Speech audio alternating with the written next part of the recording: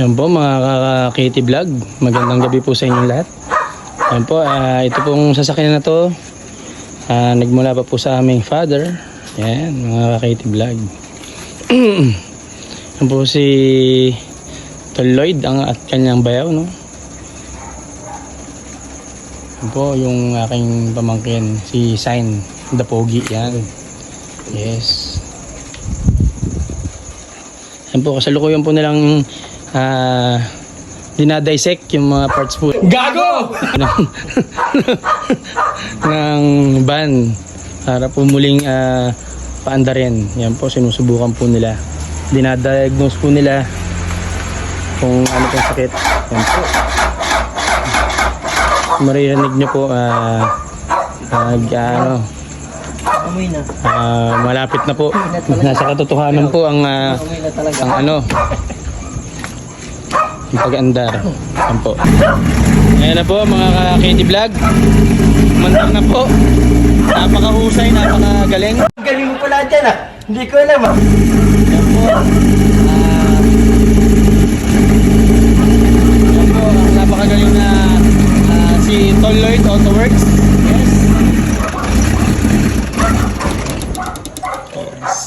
Please, napaandar na po mga Kitty Vlog.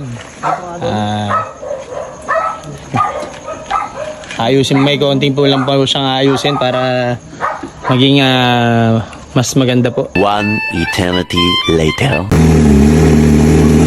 morning po mga Kitty Vlog. Ayun na po, tuloy na nga pong mandar. Matagal na pong na-stock na van. Na-stock po ito mga 10 years ago na buwan, no? Hindi na po napaandar. Ayan po, si Tol Lloyd Autoworks lang po ang at saka ang kanyang bayaw ang nakapagpaandar. Ayan po. okay na 25 years After so many years. Ayan po, si Tol Lloyd Autoworks lang po ang nakapagpaandar niyan. Yan. Smile naman, no? Yun. Alright. shout out dyan sa mag-subscribe, follow, and share our video. At follow nyo. 1 hour later. Yan po, good morning po ulit mga ka-Kitty Vlog. Isa na naman pong challenge po ito para kay Tol Lloyd Autoworks. Yan. Yan po, isang kaway naman dyan. Stop it. Ayun. Yan po si Tol Lloyd Autoworks. Isang challenge na naman po sa kanya ito, sa umagang ito. Na-stock naman po ito ng 12 years. Yes. Kasi po last na napaandar ito ay 2012. Ayan po. Hindi ko po alam kung Hindi ko alam kung mapapaandar, pero naniniwala po kung kaya niyang paandarin kasi yung isa po, yung van, hindi niya po alam ang history pero nagawa niya po ng paraan. historical. Yes. Hindi, yung wire brother. Nice. Kaya po mga ka-Kitty Vlog, mandar na po, unang andar niya. So titest niya po ulit at may konti pang ayusin para tuluyan pong umandar. Tuloy yung hindi agad sa kanto Ito po mga ka-Kitty Vlog, second attempt po. baka mo to iba dikit mo lang yan paano man spike na po yan okay na Ito po ay 12 years na na-stock.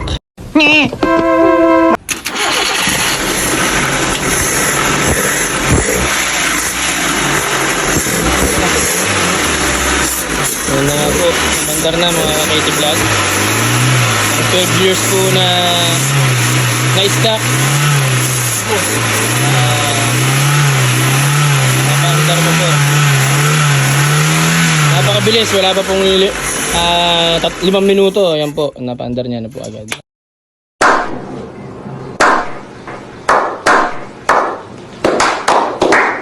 Napakagaling po talaga ni Tol Lloyd Autoworks. Isang kaway naman po dyan. Talaga, ang ganda mong lalaki!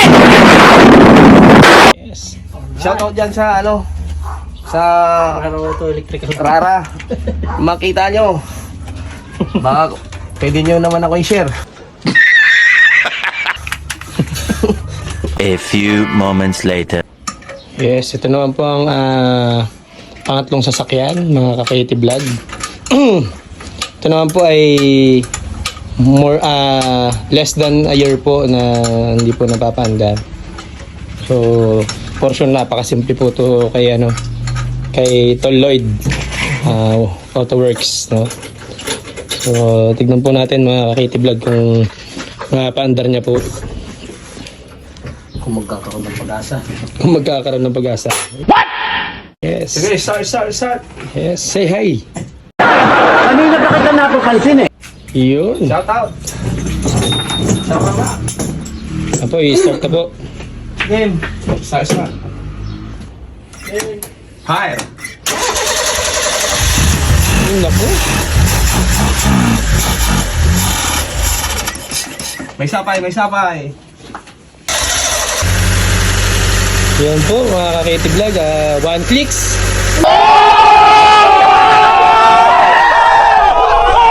Kritik nyo naman po. Napakasimple. Dito lang po yan sa Tol Lloyd Autoworks. Yes. Yan po. Yan po si Tol Lloyd. One clicks.